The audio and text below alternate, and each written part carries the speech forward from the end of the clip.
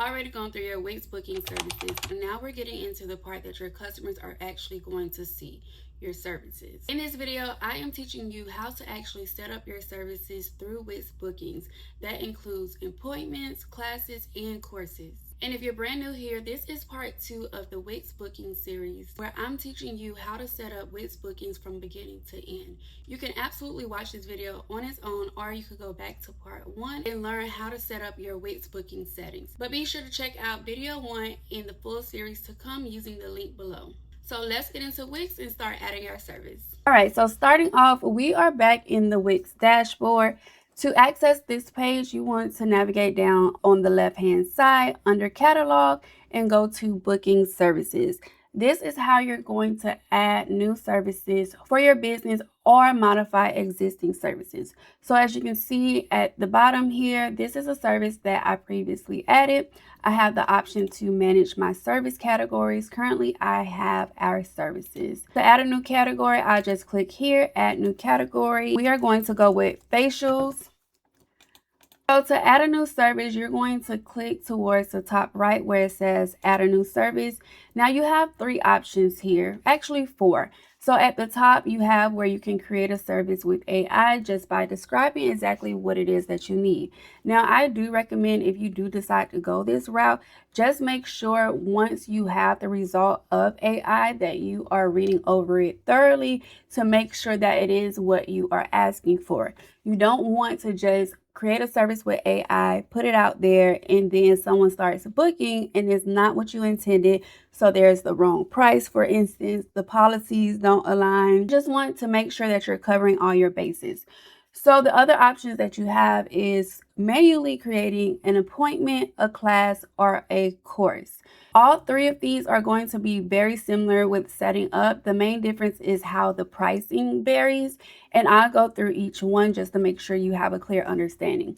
So we have some options of appointments that's already set up for you by Wix that you can use to start, or you can start from scratch. For the sake of this demo, we are just going to start from scratch. So we are first brought to the service details page. This is where I'm going to put the bulk of my information. And this is very key because this is going to be the main things that your customer sees on the front end. So for your name, you do want to make sure that your name is clear before it's clever. A customer should be able to glance at it and know what they're booking. So we're going with facials. I don't want to make my service name so unique that people don't even know what it is. So instead of putting something like the glow up, I could just say something simple like 90-minute signature facial. Or let's say you're doing a call. You may have like a unique name for your business or for your service, but you want to go with something simple like business clarity session. They should be able to know exactly what it is that you offer just by looking at the service name alone. If you do decide, you know what, I want something more unique, maybe you could put it behind it, but you do want to keep in mind that people are glancing websites. The attention span is getting shorter and shorter, so you need to make sure that they're able to see what they need quickly before they scroll on to somebody else's website. So next is going to be your tagline, and this is optional. You have up to 100 characters for this. So if you decide to add a tagline for service-based businesses, think of it as the quick line that helps someone understand the purpose or benefit of the service before they get to the full description. So a good tagline should be short, ideally 1 sentence or phrase. So you do want to keep it under 100 characters here. It should be benefit focused. What does this help them do, feel, or achieve? It should be specific. Avoid vague wording like an experience like no other. What does that even mean? Make sure the tagline is different from the service name. Don't just repeat the title. And also make sure it's easy to scan. It should help someone compare services quickly. A simple formula that you can use is such as what it helps with plus the results. So a tagline, for example, could be a customized treatment designed to hydrate, refresh, and restore your skin. So next is going to be your description. This should answer questions someone needs answers before they feel comfortable booking. So you can include things like what the service is, who it's for, what's included, what result or experience they can expect, anything important they need to know before they actually book. And then next is your image, which is also optional, but I would highly recommend it. So for your image, you do want to make sure that it's helping the customer recognize or imagine the service. Make them see themselves in the service or somewhat experience it through the pictures. So they look at it, and even if they don't read everything else, they say, you know what, that's me. That is what I need. You want to avoid random stock images that don't represent your service or stock images that we see over and over. You want to avoid a logo like we already have your logo on the website. It's not needed for your services.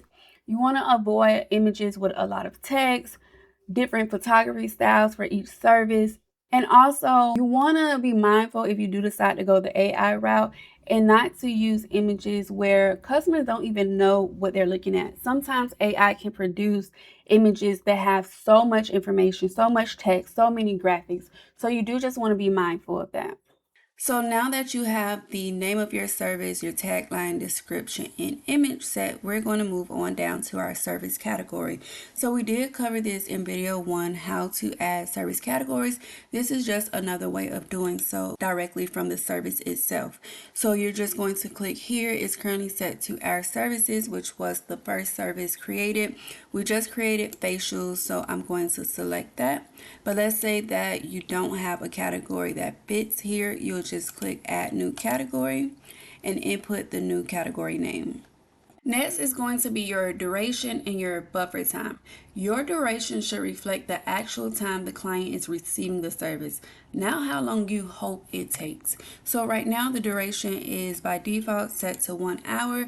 This is a 90-minute facial, so I'm going to change it to 1 hour and 30 minutes. You have options that you could pre-select or you could do custom. For your duration, a few tips that you do want to keep in mind: be realistic based on your normal service time.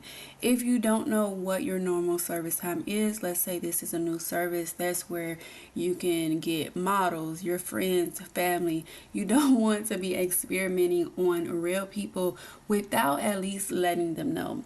And make sure you're adding enough time so you're not rushing clients as well. Now, if the service varies a lot, build in a little breathing room and make sure the duration matches what the customer expects from the service description. So it says 90 minutes signature facial. I'm going to make sure that the duration is 90 minutes, and when they come in, it is also going to be 90 minutes. So basically, your duration should protect the quality of the experience. If you know this service usually takes 75 minutes, don't squeeze it into a 60-minute slot just so you can fit another appointment in.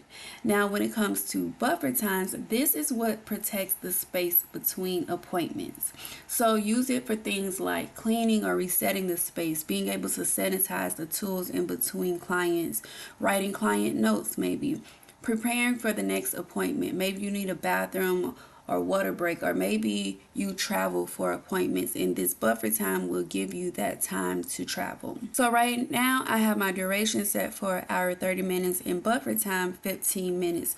So in total, the calendar is going to be blocked out for an hour and 45 minutes. Your customer is still only going to see an hour 30 minutes available, but then you have that buffer time that's automatically blocked out on your calendar, so nobody's able to book. Don't treat every open minute of your calendar as a minute that should be bookable. You don't want to lead yourself to burnout, because that can create back-to-back appointments all day long, turning one client running 5 minutes late into you being behind for the rest of the day. So buffer time might feel like a back-end setting, but your customer feels the difference. It gives you enough space to finish one appointment without rushing and be fully ready for the person coming next. So once we have our service details, next we are going to get into pricing and payments. So you have 3 options here: per session, with a plan, and per session or with a plan. Now for my session, for the pricing, I have a few different options. I have the option to set a fixed price. For instance, let's say this is $127. That is going to be the exact amount that they pay. I also have the option to offer a service for free, a varied price. So maybe it depends on the age of the person or how long the person is being serviced. Maybe it depends on who is going to be the person servicing them. Maybe for my more experienced staff member, it's a higher price, whereas let's say it's an intern, it's a lower price. Or maybe it depends on the date and time. Like let's say it's a holiday coming up and you're doing a promo during that period. This is where you could set those variations. You also have the option to set a custom price. Now, if you do a custom price, it's not going to accept any payment online, so that will be paid in person. Going back to the fixed price, so my payment preferences, I have a few. You have the option to accept the entire amount online. So I have this service set at $127. The full amount, $127, is going to be due online.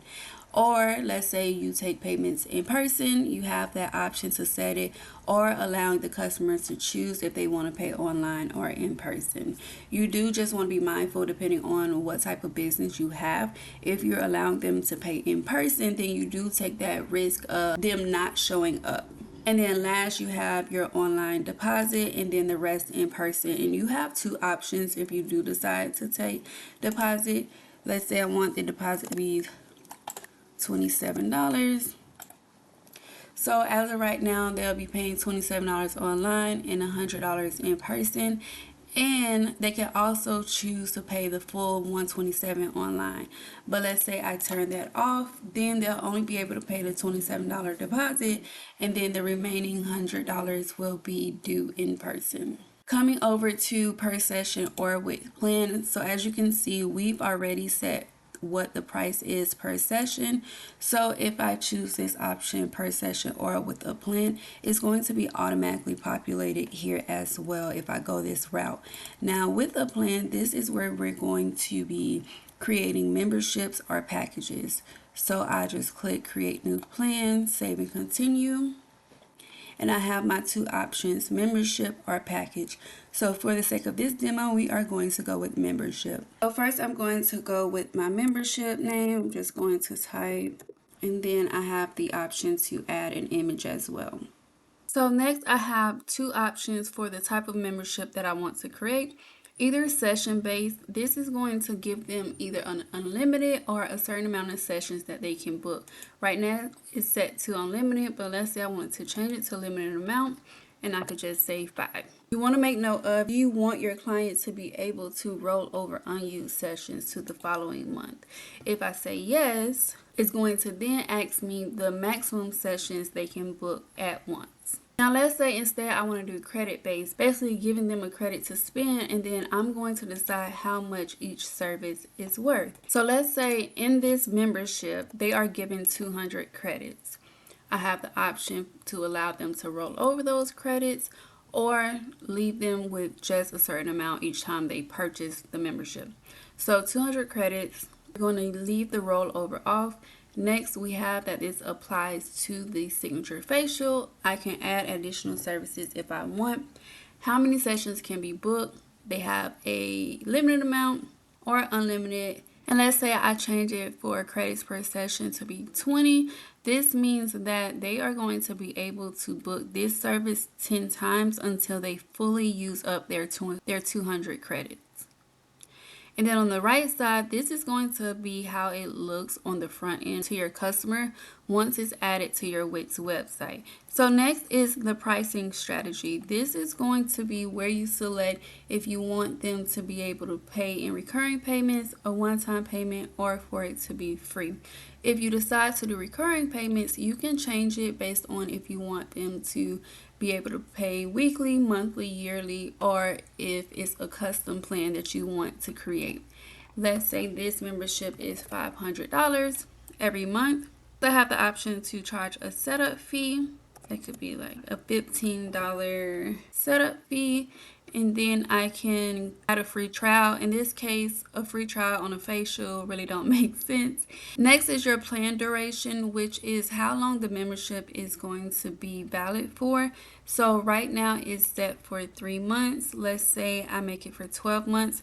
So what this means is their account, because it's on recurring, is going to be charged $500 every month plus that initial $15 setup fee for 12 months. After those 12 months, then it's going to expire. The custom pricing rules, this is where you're going to go to be able to add different discounts, or if you have a membership special like first time visitors or loyal visitors, this is where you'll go to be able to add those custom rates or discounts. And then you have your start date. If you want to start this immediately, you could just leave it as is. Or if you want the customer to be able to choose, if you decide to let your customer choose, you just want to be mindful of it, because let's say you're doing this for a certain period of time, let's say 3 months. After those 3 months, the customer can likely still book. So you just want to be mindful of that. I would recommend just going with specific dates. And then you have your additional settings to add a policy, set purchase limits, or let clients cancel. Once you have that set, you will just click save. And then you'll be brought back to the booking services page with our 90-minute signature facial. So now we have our plan created. If I go to per session or with plan, I now have the option for both. And I can also create a new plan here or manage that existing plan. So next we have add-ons that you can add for customers to be able to buy in addition to their service. Once you click create new group, this is going to bring you to the page to set up the group. So I'm just going to go with facial group. Here you want a short description so they have an understanding of what the add-on is. And then you can choose add-ons. So let's say my 90-minute facial, they can have the option to add an additional 60 minutes. I'm just going to click that and then click save. But let's say you don't already have an add-on added, you could just click create new add-on. And this is where you're going to set the add-on name, the price, and then these settings tied to the add-on. So you have two options. If you want them to be able to add additional time for a facial that makes sense, that is based on time. Or let's say a nail design. You go get your nails done, most of the time are charged by the nail design. If I want to charge for a nail design an additional $5 per nail, and the max quantity will be 10 because we have 10 fingers. And I covered more of the add-ons in our past videos, so be sure to check that out as it covers all of your booking settings. So once I have that added, then I have the option to limit how many add-ons per service. So if there's no limit, they could add both of these. If there is a limit, then they could only add one or the other. And make sure you save. We covered the staff and availability in our booking settings video, and we're also going to take a deep dive into staffing and availability in our next video as well. But as you can see here, we have myself as well as the demo staff that we added in our last session. If you decide not to go that route as we added it before, you could just come here while you're creating the service and click create new staff member, where it would then ask you for all of the staff information. Here you also have the option to assign the staff to that specific service. So right now I have myself and Jane Smith added to this 90-minute signature facial. So what that means is when a person go and book, they could either choose the option of being serviced by Jane or being serviced by me, or depending on how you set it up, they can also have the option to book whoever's available. When it comes to service availability, so again, this is just the staff availability for the 90-minute signature facial. If you want to go to the staff and availability in general, make sure you check out the past video, our booking settings. So for this one, we can limit by date range. So this basically means from August 11th to August 15th, this service will be available to book. After that, it will automatically be hidden. Or you could limit by days and hours. So let's say that this service is going to only be available on Friday because it's a special. So you can set it for Friday. If you leave this blank, it's just going to run it all day. Or you could set a certain time frame if the promo that you're offering is only running within a certain time frame. Now we do have a warning here. You do want to make sure that your staff availability matches the hours that you are trying to set for the service itself. Okay, so we currently have our location set to Waimama, but let's say you want to change that. Again, this is the location specifically for this service. You'll just click edit and you have the option to select your business location, which is going to be default, or you could add a new location if you need to. Or if you operate out of multiple business locations, you can add a custom location. Or if you service them at their home, they also have the option to choose client's place. So once you have that selected, you can choose to either keep the current location or move to a different location. I'm going to say keep the current location. Now it has been changed to client's place. Let's say we want to go back to custom location and we're going to say Zoom meeting.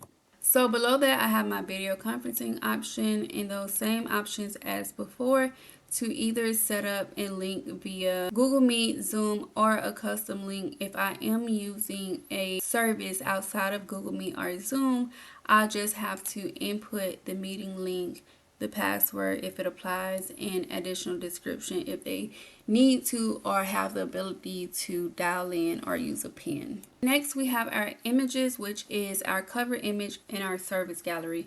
For your cover image, this is going to be your service header, while the gallery is what's going to give you space to show additional images on the individual service page. So think of the cover image as the first impression of your service. You want it to clearly represent the service, show the result or experience when possible.